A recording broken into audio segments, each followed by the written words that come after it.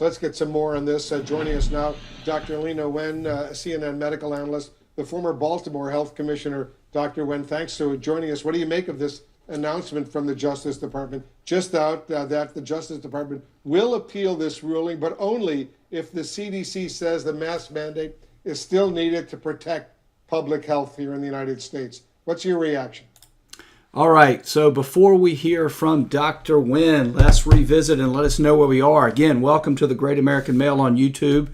It's another live stream here. We are talking today about the Biden administration's decision announced very recently, I believe yesterday or this morning, that they are in fact going to appeal the ruling of the Florida judge that banned the mask mandate for federal transportation, most acutely in airports and on airplanes. We're going to analyze whether or not that decision will be overturned. Tune in. We're going to get to that in a moment. But I wanted to start the live stream with this because this answers why, regardless of whether it's constitutional. We're going to analyze that in detail in about 5 minutes. You're going to understand the constitutional underpinnings of the ruling and whether it will be reversed on appeal or not. But let's get back to why Dr. Leanna Wen and the other elites want to see this opinion appealed. Let's get back to her. Here she has what she has to say. Well, my reaction is that the Biden administration has to do everything they can to preserve public health authority in the future.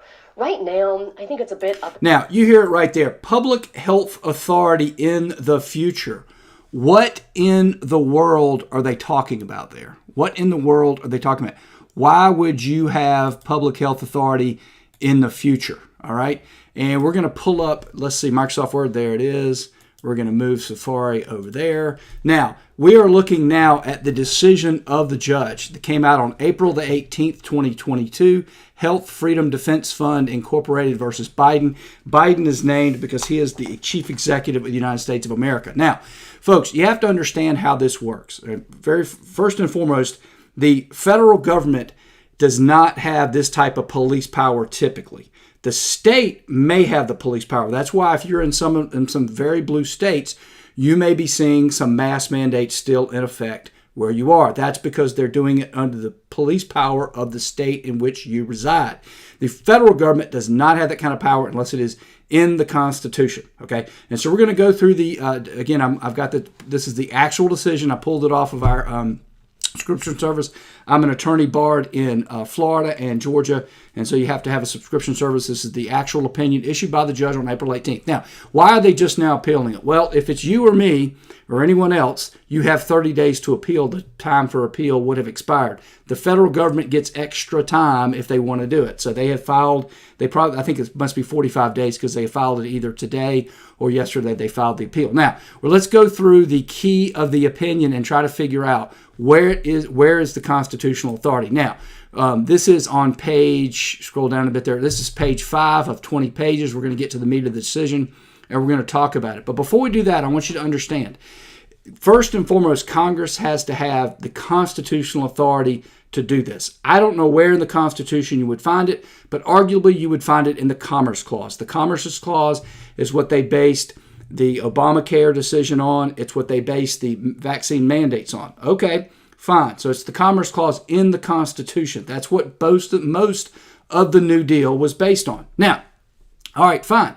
So then you have to show me a law. Now, we all know that Nancy and Chuck and Biden haven't passed any law in the last couple years. There's no mask mandate law authorizing the CDC or anyone to have a mask mandate. So this judge, in ruling on whether or not the mask mandate should continue, asked the government, where is your authority to have a mask mandate? And you see it right here. She says, because administrative agencies are creatures of statute, they possess only the authority Congress has provided. Right? In issuing the mask mandate that requires persons to wear masks over their mouth and nose when traveling on any conveyance into or within the United States, the director of the CDC relied upon the Public Health Services Act of 1944. So the first thing you have to understand about this mask mandate is it was the authority to do it was on a 1944 act. That's what they did. Now, we're going to scroll down, and this is the real key here, okay? This paragraph right here that I'm about to read. Starting right here, you can see it on the left. The CDC, with the approval of the Secretary of Health and Human Services, is authorized to make and enforce such regulation as in his judgment are necessary to prevent the introduction, transmission, and spread of communicable diseases from foreign countries into the states or possessions, or from one state or possession to any other state or possession. All right, so that's basically a little bit of a preamble, a little bit of a lead up. Now, here's the key language you're going to get to. All right, here it is right here, this second part right here. I've got my cursor on it. You can see it right there. All right. For purposes of carrying out and enforcing such regulations, the CDC may provide for such, now this is the key words right here, for such, inspection, fumigation, disinfection, sanitation, pest extermination, destruction of animals or articles found to be so infected or contaminated to be sources of dangerous infection to human beings, and other measures as in his judgment may be necessary. Now, before we proceed to look at how this judge analyzed it, I want to tell you as an attorney how this is understood to be. And real quickly, now that we've read that provision and you see it up on the screen there, you can read it for yourself. I'll put a link in the description to the opinion and you can read it for yourself if you wish. But this is what the government is saying. This gives us authority to make you wear a mask, right? Fully 80, almost 80 years later, or a little bit longer, right? And so, all right, what is it? Now, when you read that quickly, you're thinking, wait a minute, this is a situation where people go to a site where there's a communicable disease and they're wearing the gas mask and the hazmat suits and all that. Well, if you're thinking that, you'd be absolutely right, because no court has ever seen this to be a broad brush congressional authority to give the CDC or anyone else to have you wear a mask. But let's just play along with the game. Let's play along with the government's game. What is it? Is it an inspection? It's not an inspection. Is it a fumigation? It's not a fumigation. Is it a disinfection? It's not a disinfection. Is it sanitation? Anyway, so the judge is basically going to try to determine which of these is. Now, before I get to that, I want to focus your attention on this last bit here. As is in his judgment may be necessary. So go back. And other measures. And let me explain to you how that's interpreted at law. At law, that is interpreted as a so-called savings clause. And the savings clause is to be interpreted, it is limited by the language that comes before it. So the way you would read this as an attorney, if you're trained in the laws, as I am, is inspection, fumigation, disinfection, sanitation, pest extermination, etc., and such other measures that are similar as that or like that, which we didn't think to come up with at the time. In other words, maybe there's something we left off the list, but it's not a license to do whatever you want. And in the eviction context and various others, you see the Biden administration taking savings clause, vaccine mandate, same things. They take savings clause like that and they go, where's my authority? Oh, it's right here. And other measures as in his judgment may be necessary. In my judgment, it's necessary. That is not the way you read it. That is not the way you read that. So let's go on to see what the judge thinks might be in there. She says it's not a cleaning measure.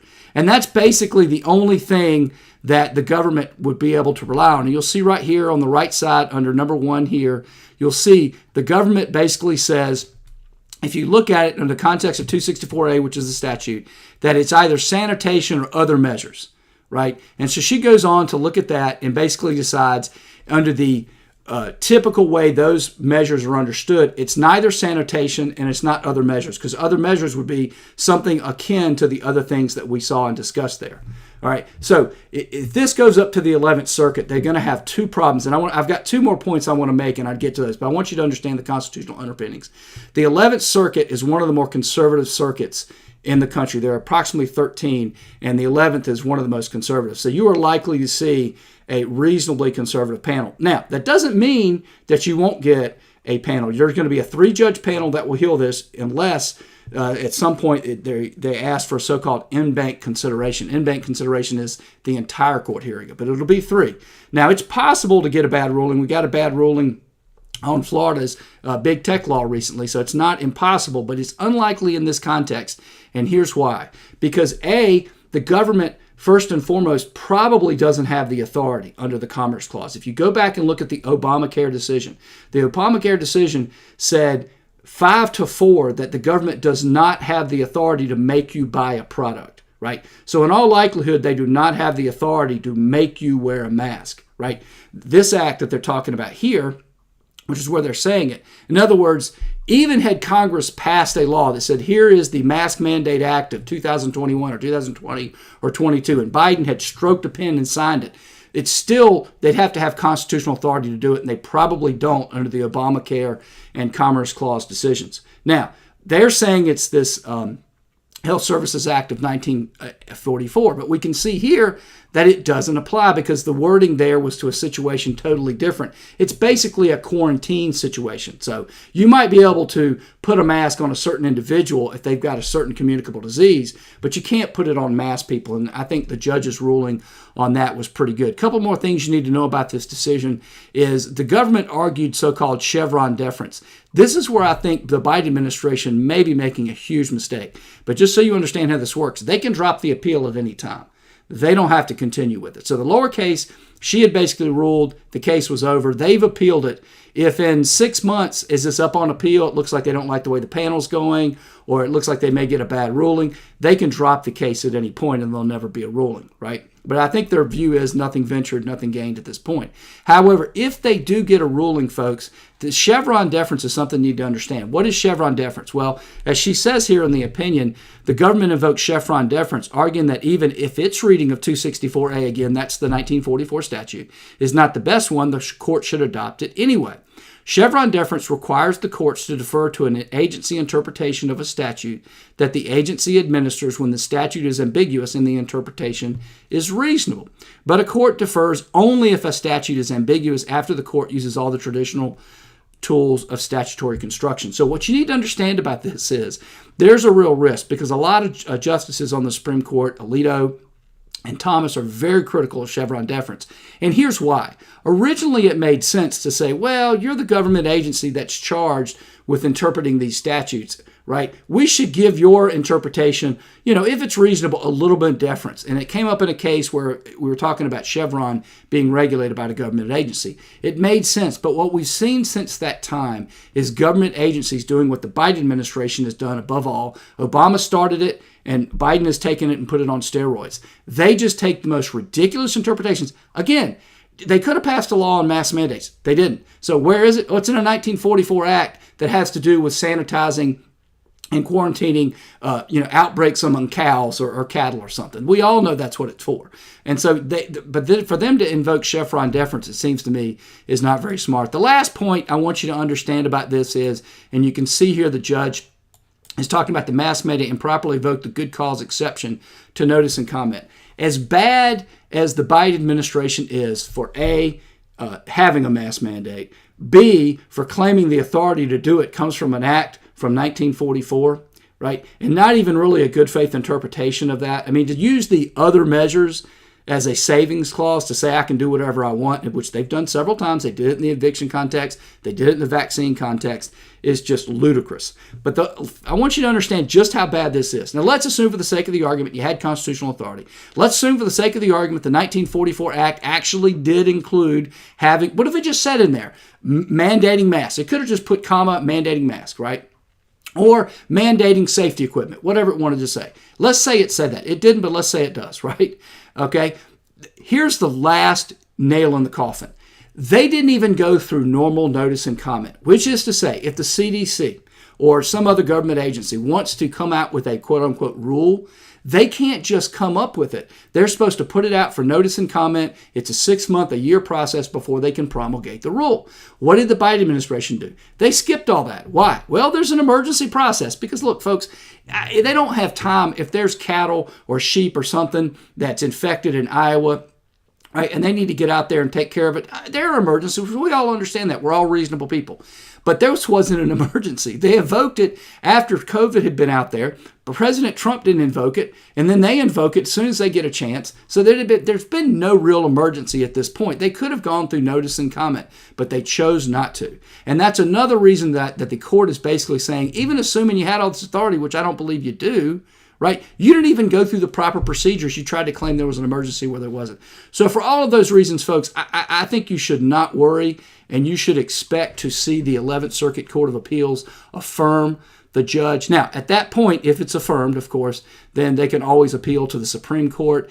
I kind of highly doubt the Supreme Court would take the case. So if the Supreme Court doesn't take the case, then whatever the 11th Circuit ruling would stand. But I'll predict for you that the mass mandate ban at the order from April the 18th of 2022 is here to stay. and you do not need to worry about stocking up on masks. Of course, if you're one of those people that wants everybody to wear a mask, then you might be disappointed. So anyway, if you like this live stream, I hope you will subscribe and share it, clip it and share it with some friends. Again, we're going to be doing more of these.